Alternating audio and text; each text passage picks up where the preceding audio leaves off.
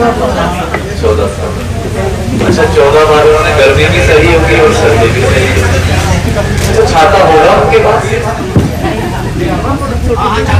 जीवन में आज शिक्षा हम क्या है कि जीवन में सुख भी है और यदि हम कहें सुख है और आनंद लें और दुख आए दुखों में, लेकिन आज आप सबने साबित कर दिया कि सुख में भी एक समान रहते हैं, दुख में भी हम इनको नहीं। अच्छा काम किसका चलाया, कथा किसकी होगी, ना हमारी ना आपकी, किसकी, भगवान शिव की। काम किनका, इनका।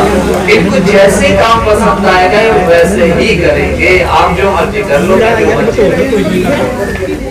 लेकिन आज बड़ा खुशी का दिन, प्रथम दिवस। मैं ज्यादा समय नहीं लूंगा क्योंकि आप सब कार्यों में व्यस्त होंगे।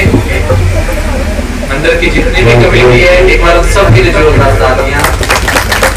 शंकर भगवान ऐसे ही सब कृपा करते रहे, आप सब पर कृपा करते रहे। आज से 7 दिन तक निरंतर जो है कथा का मतलब ये नहीं कि, देखिए संदीप जी, कथा मतलब कि एक क्वायरी जो हमारी मन की वो पूरी करनी है। पूरी मतलब कोई चीज पता नहीं है, कोई चीज पता कथा ये मतलब नहीं कि किसी आए ते आंधे कुछ है कि आज प्रसाद वो नहीं, प्रसाद तो जो आ जाए, लेकिन ये कि हमारे जीवन में उसका समाधान कथा। आज उठाया क्या था आप सबने? अच्छा कलश आदमियों ने क्यों नहीं उठाया? आदमियों ने क्यों नहीं उठाया? उठाने वाली कौन है?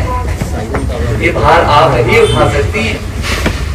त्रिदेव किसने उठाए हैं? आपने। देखना कलशस्य मुखे विष्णु कंठे रुद्र समाश्रिता मूले स्थितो ब्रह्मदस्य मध्ये मातृगणा समृता। मध्य में माता, 3 देव साथ में, बीच में माता। उठाया किसने? किसने उठाया? इसलिए आप क्या है, घर की लक्ष्मियां हैं कि नहीं? अच्छा साचदस्य पंजाबी में भी आती है। साचदस्य काम करके आई ना माता साथ, जाके भी करते हैं। इसलिए आप घर की लक्ष्मियां हैं और शक्तियां हैं। आपके बिना कोई कार्य सिद्ध नहीं। ये ना सोचिए तुसी ज्यादा आया इनकी तरफ भी और आपकी तरफ भी। ये देवते हैं, देवते क्या है? इसीलिए 3 फेरों में आप आ गए और 4थी बार में, और याद रखना मोक्ष इनके द्वारा ही मिलेगा आपको। लामाचार है ना, धर्म अर्थ काम और मोक्ष। धर्म की स्थापना कौन कर रहा है? औरत। इसलिए पहले फेरे में कौन आ गए? अर्थ। घर की लक्ष्मी कौन है? औरत। इसीलिए दूसरी बार में भी औरत आ गई। अगर पति 1 महीना कहे कि इस महीने की सैलरी नहीं आएगी, पत्नी क्या कहती है? मैं चली कर आना। बोलो, पत्नी कहती है आप चिंता मत करो, मैं संभाल लूंगी। क्या कहती है? क्योंकि चीनी के डब्बे में उसने छुपा के रखे होते हैं पैसे, वो भी से घर चला लेती है। बोलो चलाती है कि नहीं? ये हकीकत है कि नहीं? तीसरी बार में कुल की वृद्धि कौन कर रही है? और उस लक्ष्मी के लिए सब कुछ क्या है? उनके पति ही परमेश्वर हैं। क्या है? जब सती ने बड़ी जिद की ना, नहीं महाराज मुझे जाना ही है पिताजी के घर। अच्छा गुरु घर, पिताजी के घर बिन बुलाए जा सकता, भगवान के घर कोई रोक जा सकता। लेकिन शिव को पता था कि हमारा तो पहले से कुछ युद्ध हो चुका है, तो ये ना जाए तो अच्छा, क्योंकि सती को पूरी बात तो पता नहीं, फिर भी जीत गई। नहीं मैं जाऊंगी, मैं जाऊंगी, जाऊंगी। शिव भगवान ने ऐसे नहीं बोला कि जाओ, उन्होंने क्या बोला? होई सोई जो राम रचना को मेरी बढ़ावै साथा। राम सिया राम जय जय राम। सिया राम जय जय राम। कहते हैं होई सोई जो राम रचे वही होगा। आप जो मर्जी कर लो जीवन में, होई सोई जो राम रचे। ये हम कथा सुनने आज इतनी देर बैठेंगे ना, ये कोई पिछले जन्म का संबंध होगा संदेश की। हमने शायद कोई यात्रा करके की होगी, जो पिछला तीर्थ हुआ होगा 144 साल बाद ये आया, शायद इसी में हम कहीं बैठे हैं, मिले होंगे, इसीलिए आज एकत्रित हुए। तो ये परम सौभाग्य हम सबका। तो कथा के बारे में बड़ी सुंदर चर्चाएं होंगी, क्योंकि शिव पुराण को एक विशेष ऐसा कहा गया है कि इसमें रस नहीं है, लेकिन मुझे तो रस इसमें बहुत होता है। क्योंकि भागवत जी आप सुनते हैं तो सबको पता होता है, पूछते हैं कि चौथा दिन कर रहा हूँ, यही है कृष्ण जन्म करो भी, उठे जाके जरा कर लीजिए, फिर गोवर्धन पूजा होनी, 56 भोग लगने, वो कर दूंगा।